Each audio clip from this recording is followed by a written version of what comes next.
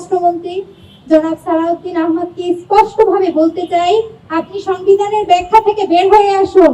আপনি সংবিধানের ব্যাখ্যা থেকে বের হয়ে দেশের অবস্থার দিকে তাকান, দেশের নারীদের দিকে তাকান, দেশের শিশুদের দিকে তাকান, দেশের নিরাপত্তার দিকে তাকান। এই বিগত কয়েক মাসে আমরা শুধুমাত্র একটি ইস্যু নিয়েই রাজু ভাস্কর্যের পাদদেশে আমাদের আন্দোলন করতে বাধ্য হয়েছি, আমাদের মতামত জানাতে বাধ্য হয়েছি। এবং দুঃখের বিষয়, আমরা কোনোটিরই কোনো দৃশ্যমান ফলাফল দেখতে পাইনি, যার ফলশ্রুতিতে আমাদেরকে আজকে আবারও এখানে এসে দাঁড়াতে হয়েছে। বিগত 9 দিনে 5 জন শিশুকে হত্যা করা হয়েছে, এর মধ্যে 4 জন শিশুকে ধর্ষণের পর হত্যা করা হয়েছে।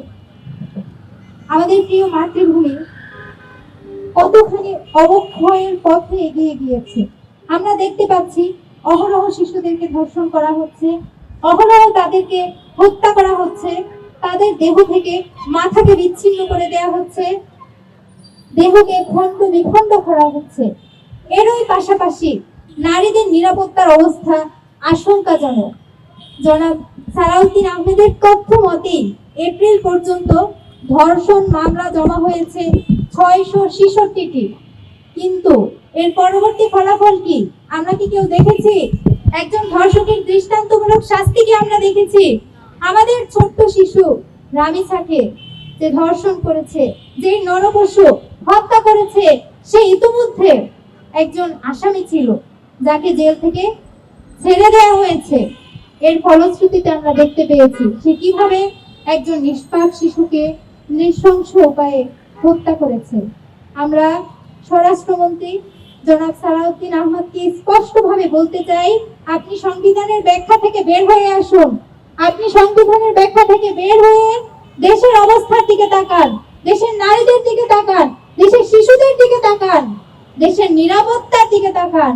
আমরা যখন দেখি এক একটা দুঃখজনক ঘটনা ঘটে, তখন আমরা বিভিন্ন নিউজের কমেন্ট বক্সে একটা কমেন্ট পাই, সরকার কি ঘরের ভিতরে গিয়ে নিরাপত্তা দিবে?